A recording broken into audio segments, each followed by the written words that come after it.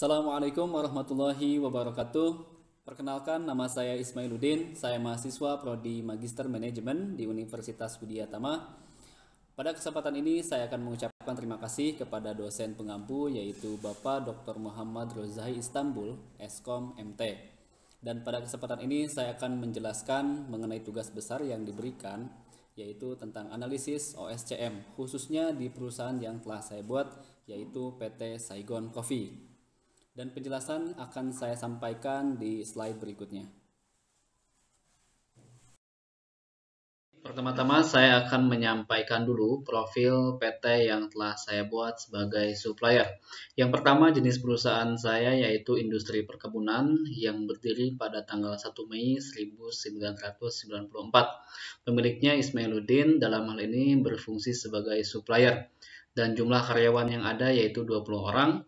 Produksi yaitu biji kopi mentah.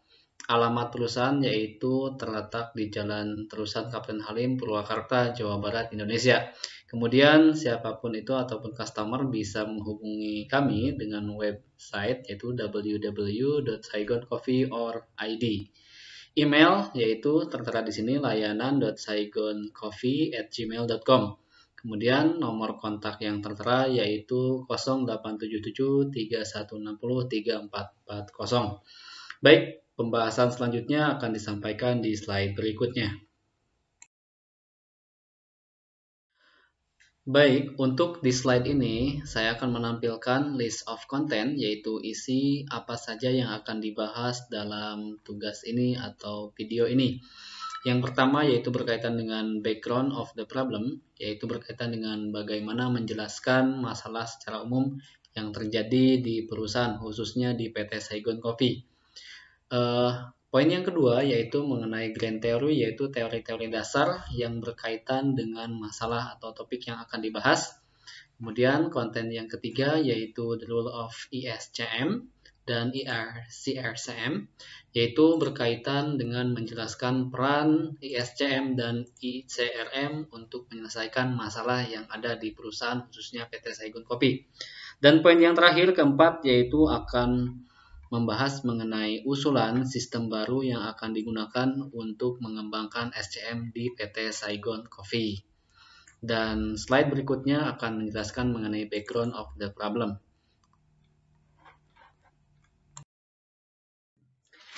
Baik, di slide ini saya akan menjelaskan mengenai background of the problem atau masalah yang terjadi di perusahaan saya yaitu PT Saigon Coffee.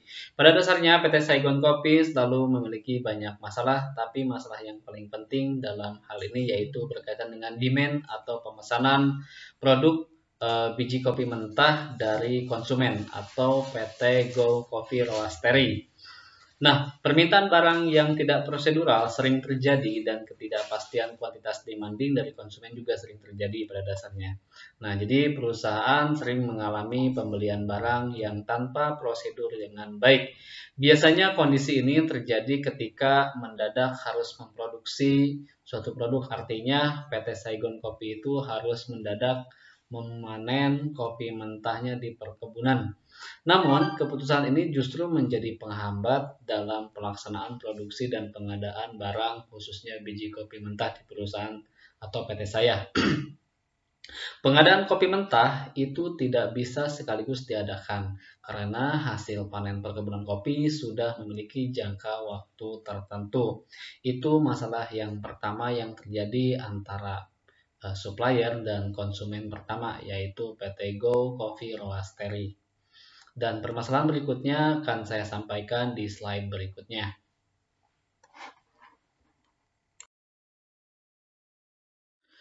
Selain permasalahan mengenai permintaan yang tidak pasti, juga di PT Saigon Coffee memiliki masalah yaitu yang berkaitan dengan negosiasi dan persetujuan.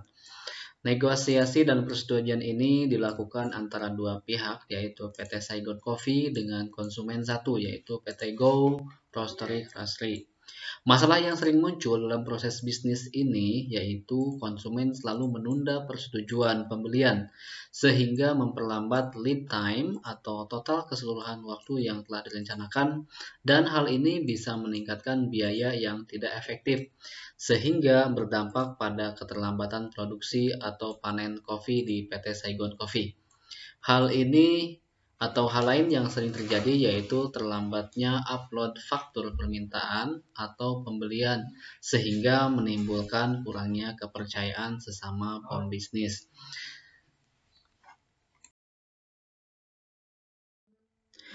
Kemudian, selain masalah persetujuan dan permintaan yang tidak pasti, masalah yang sering terjadi di PT Saigon Coffee yaitu berkaitan dengan pergudangan dan produksi.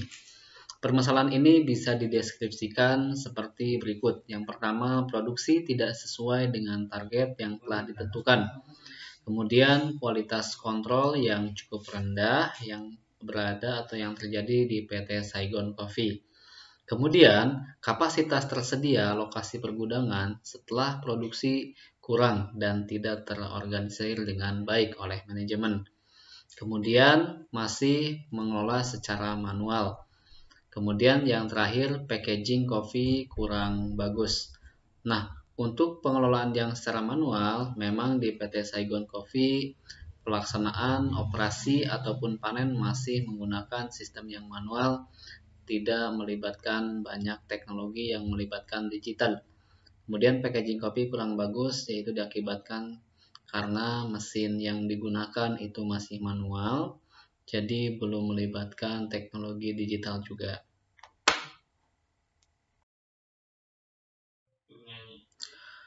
Permasalahan yang terakhir yang sering terjadi di PT Saigon Coffee yaitu berkaitan dengan pengiriman dan pembayaran.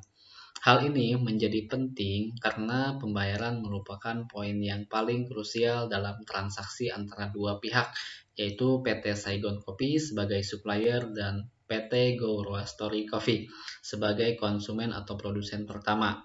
Nah, poin-poin permasalahan yang terjadi dalam hal ini, yang pertama yaitu pengiriman barang tidak tepat waktu, kemudian terjadi kerusakan pada produk saat di perjalanan, atau yang ketiga yaitu terjadinya human error atau kesalahan manusia dalam hal ini yaitu input data. Poin yang keempat yaitu transportasi yang digunakan kurang memadai. Kemudian poin yang kelima yaitu ada komplain dari konsumen karena barang mengalami defect dan reject di perjalanan sehingga mengakibatkan ditundanya pembayaran dari konsumen terhadap supplier.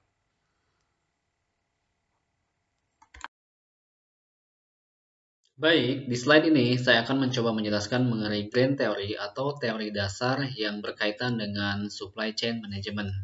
Pada dasarnya, supply chain management ini merupakan seluruh kegiatan atau aktivitas yang terlibat di dalam menghantarkan produk dari bahan baku dengan melalui pelanggan, termasuk sumber bahan baku serta suku cadang, manufaktur dan juga perakitan, pergudangan serta pelacakan inventaris, pesanan yang masuk dan juga manajemen pesanan, distribusi dari seluruh saluran, pengiriman ke pelanggan, dan juga sistem informasi yang diperlukan untuk memantau seluruh kegiatan. Teori ini disampaikan oleh Robert, Gail, dan Len 2021. Kemudian, hal lain yang berkaitan dengan supply chain management yaitu berkaitan dengan business partner. Secara sederhana, business partnership merupakan bisnis yang berkaitan dengan para pengusaha atau pemilik yang masing-masing telah berinvestasi dalam bisnis tersebut. Beberapa kemitraan mencakup individu yang bekerja sama dalam bisnis, sementara yang lainnya mungkin termasuk mitra yang memiliki partisipasi terbatas serta kewajiban yang terbatas pula. Nah, Baga dalam Gautama 2000 telah menyampaikan bahwa kemitraan adalah suatu bentuk kerjasama yang saling menguntungkan antara pembisnis besar dan kecil maupun antara dua bisnis besar dalam mendorong pertumbuhan. Selain supply chain management yang berkaitan dengan teori business partnership, juga ini berkaitan dengan teori AGTSCM. Berdasarkan beberapa pendapat ahli, diantaranya yaitu Munir 2018 dan Savitri dan kawan-kawan 2020, mengenai konsep Agility Supply Chain Management. Maka berdasarkan teori ini saya dapat memahami bahwa Supply Chain Agility atau SCA adalah suatu kemampuan yang dimiliki untuk melakukan proses rantai pasok yang fleksibel, yaitu kompetensi dalam organisasi internal. Nah, proses ini dilakukan dengan cara memperhatikan kecepatan dan sensitivitas pelanggan atau supplier. Baik, teori yang selanjutnya yang berkaitan dengan supply chain ini khususnya rantai pasok digital yaitu berkenaan dengan e-procurement, e-tendering, e-logistic, and e-inventory. E-procurement adalah suatu aplikasi sistem informasi untuk mengkoordinasikan proses pembelian, pengiriman, pengelolaan inventory, pemilihan supplier, dan proses persetujuan dari bisnis penting dengan organisasi yang berkaitan menggunakan internet atau intranet. Nah, kemudian yang berkaitan dengan e-tendering yaitu proses atau pengadaan barang dan jasa yang diikuti oleh penyedia barang atau jasa secara elektronik melalui cara satu kali penawaran.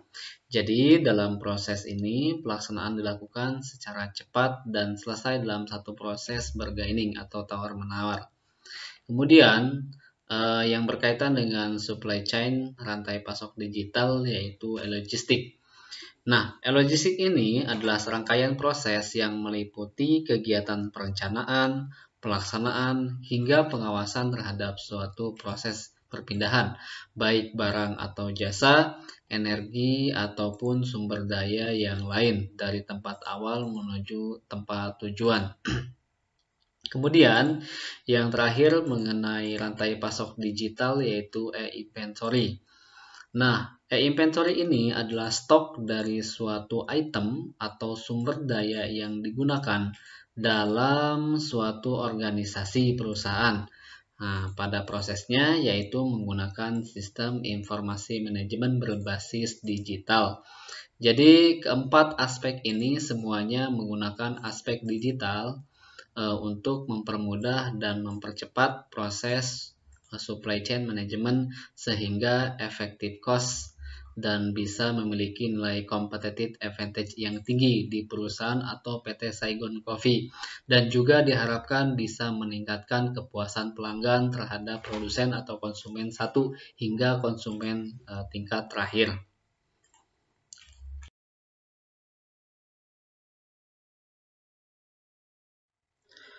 Baik, konten selanjutnya yaitu poin yang ketiga yaitu mengenai the rule of ESCM and ECRM.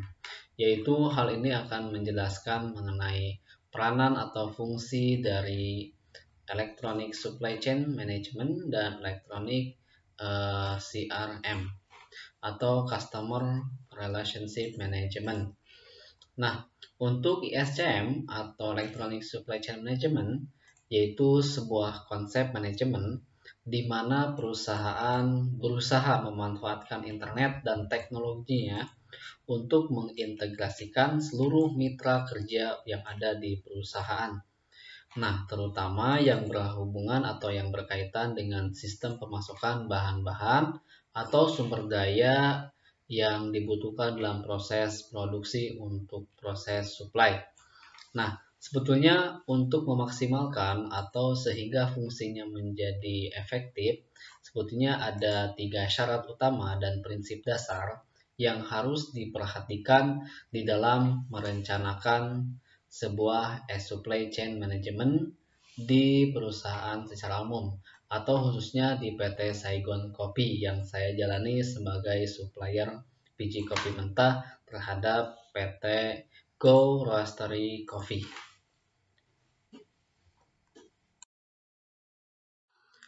Baik, di slide ini saya masih menjelaskan mengenai the role of ESCM and ECRM atau peranan dari ESCM atau ECRM peranannya.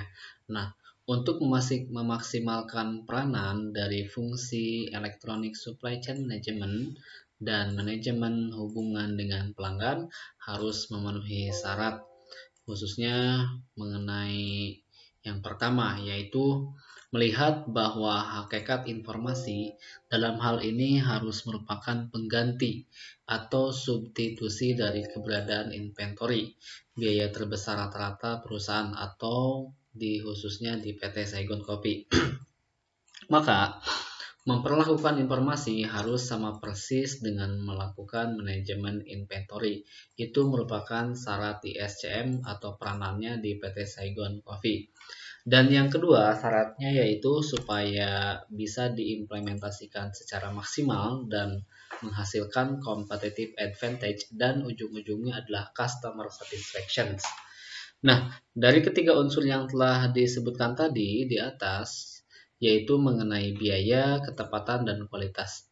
Persaingan sesungguhnya terletak pada ketepatan dan ketepatan informasi sebetulnya. Nah, informasi yang mengalir dari mitra usaha ke perusahaan dan atau sebaliknya harus sedemikian rupa juga sehingga benar-benar memberikan suatu manfaat yang signifikan terhadap proses penciptaan dan penyebaran produk atau jasa, sehingga bisa menciptakan nilai yang lebih bagi pelanggan. Nah, kemudian syarat yang ketiga supaya bisa diimplementasikan secara maksimal di PT Saigon Kopi sehingga bisa menjadi supplier kopi yang berkualitas yang bisa memenuhi kebutuhan pelanggannya atau produsen, yaitu manajemen harus menganggap bahwa relasi antara mitra bisnis merupakan aset strategik perusahaan yang harus dibina sesungguh-sungguhnya keberadaannya. Jadi kita bisa memaksimalkan mitra bisnis kita sehingga kita bisa membuat strategi yang lebih tepat untuk pengembangannya. Jadi tidak ada hal yang lebih penting daripada kepercayaan atau trust dan sikap profesionalisme yang harus selalu dijaga keberadaannya. Nah, maka tanpa adanya kedua unsur tersebut di PT Saigon Kopi, jadi mustahil kerjasama yang dilakukan akan menghasilkan sesuatu kinerja yang saling menguntungkan. Jadi win-win untuk PT Saigon Coffee dan PT Go Roastery Coffee. Sehingga pada intinya yaitu saling bekerja sama sehingga istilah lainnya yaitu hubungan atau simbiosis mutualisme antara supplier dan produsen.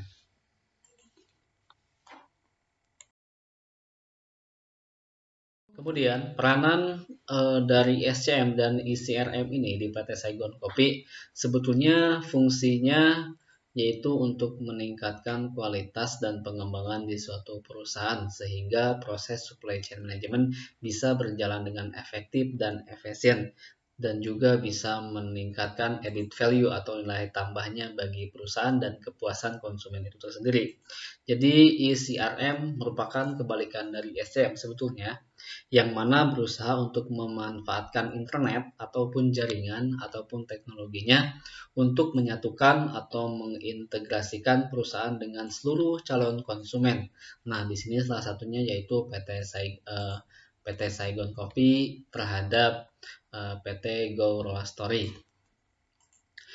Maksudnya apa? Calon konsumen di sini yaitu pelanggan atau dari sisi demand atau permintaannya.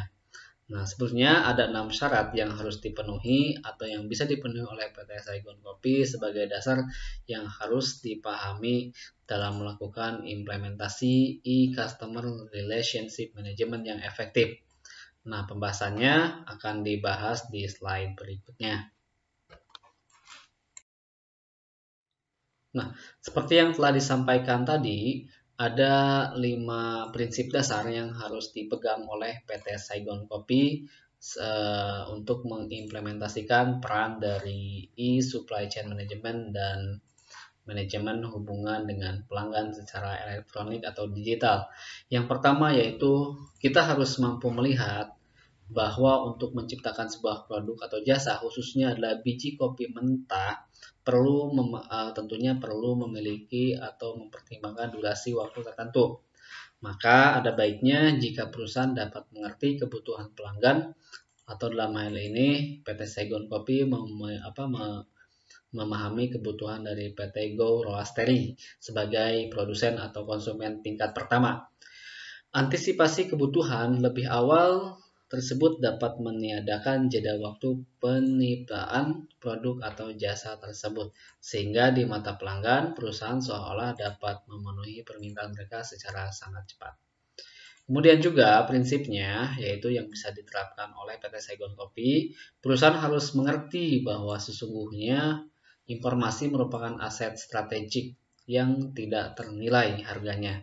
Nah, jenis informasi yang paling berharga bagi PT Saigon Coffee adalah yang menyangkut transaksi dan profil pelanggan, yaitu PT Go Roastery Cafe, sehingga perusahaan dapat mengerti perilaku dari masing-masing pelanggan yang ada. Kemudian poin yang ketiga yaitu prinsipnya walaupun perusahaan memiliki ribuan bahkan jutaan pelanggan, setiap pelanggan harus diperhatikan sebagai seorang individu yang unik. Dalam arti kata perusahaan harus dapat membangun hubungan atau relasi one-to-one dengan pelanggannya. Hanya dengan cara inilah pelanggan akan merasa diperhatikan dan diperlakukan spesial oleh supplier, sehingga yang bersangkutan akan menjadi loyal kepada perusahaan. Kemudian banyak perusahaan, prinsip berikutnya yaitu banyak perusahaan yang menjual lebih dari satu produk atau jasa, namun perusahaan harus memiliki manajemen satu pintu, single point of contact di mata pelanggan. Manajemen satu pintu ini bertujuan selain untuk tidak membuat bingung, juga secara tidak langsung mewakili identitas perusahaan. Nah, poin yang terakhir yaitu berkaitan dengan pada akhirnya dari pelanggan yang ada, volume penjualan akan diperoleh dari mereka yang selalu ditingkatkan pelayanannya. Dapat melakukan hal itu tanpa adanya unsur paksaan dari pelanggan adalah sebuah mempelajari seluruh rekan bisnis di masa lalu. Jadi semakin lengkap dan detail rekamannya, maka akan memperjelas kebutuhan yang dibutuhkan oleh pelanggan sehingga PT Saigon Kopi bisa bekerja atau bisa memproduksi biji kopi mentah secara maksimal dengan kualitas yang baik. Nah, dari berbagai permasalahan yang terjadi di PT Saigon Coffee, ada beberapa usulan yang berkaitan dengan extranet, intranet, dan internet. Yaitu yang pertama, pada implementasinya, perusahaan khususnya supply chain atau PT Saigon Coffee sebagai supplier, teknologi kolaborasi organisasi dengan produsen, yaitu Go Coffee Roastery, adalah berkaitan dengan pemenuhan inventory atau persediaan. PT Saigon Coffee melakukan kerjasama dengan pihak Go Coffee Roastery dengan cara Joint Program Office atau GPO. Joint Program Office ini memiliki tujuan yaitu untuk menguatkan visi kerjasama antara perusahaan yang saling menguntungkan satu sama lainnya. Nah, gambar di bawah ini adalah model kerjasama antara perusahaan dengan produsen, yaitu PT Saigon Coffee dengan e-bisnisnya atau e-CRM sebagai supply biji kopi mentah, dengan model bisnis atau e-CRM-nya terhadap Go Coffee Roastery. Berdasarkan pada gambar di atas, dapat dijelaskan bahwa suplai barang atau biji kopi khususnya tersebut dapat dilakukan melalui proses kolaborasi teknologi dengan menggunakan sistem e-bisnis dan e-CRM. Setelah diketahui model kolaborasi, maka selanjutnya adalah menghubungkan kedua perusahaan, yaitu PT Saigon Coffee dengan Go Coffee Roastery, dengan memanfaatkan teknologi informasi khususnya teknologi jaringan. Nah, adapun informasi-informasi yang penting dapat didistribusikan dengan optimal antara supplier dan produsen, dan akan dijelaskan di slide berikutnya. Nah, kita bisa melihat bagan di samping ini, yaitu berkaitan dengan usulan teknologi dan kaitannya antara PT Saigon Coffee dengan Go Coffee Roastery. Berdasarkan gambar di samping yang mana menggambarkan implementasi kolaborasi teknologi dengan produsen atau pembeli, di mana kolaborasi sistem tersebut berisi sistem komunikasi, informasi, dan device yang digunakan. Komunikasi dan informasi antara perusahaan PT Saigon Coffee dengan PT Go Coffee Roastery saling berhubungan dengan bantuan device. Berikut ini merupakan penjelasan komunikasi, informasi, dan devis pada perusahaan dengan perusahaan produsen. Satu, dari sisi komunikasi, perusahaan dengan produsen harus melakukan komunikasi untuk lancarnya sebuah kolaborasi. Dengan komunikasi perusahaan dan produsen dapat mendukung tujuan kerjasama itu sendiri. Nah, di bawah ini berikut adalah alat komunikasi yang digunakan antara PT Saigon Kopi dan produsen, yaitu ada electronic mail, chatting, telepon, teleconference, and social network. Kolaborasi selanjutnya yaitu berkaitan dengan informasi. Penyampaian informasi dalam perusahaan maupun merupakan faktor penting untuk menciptakan jalannya kolaborasi. Informasi-informasi di sini berkaitan dengan distribusi, stok bahan baku perusahaan, ketersediaan bahan baku, dan aktivitas-aktivitas lainnya.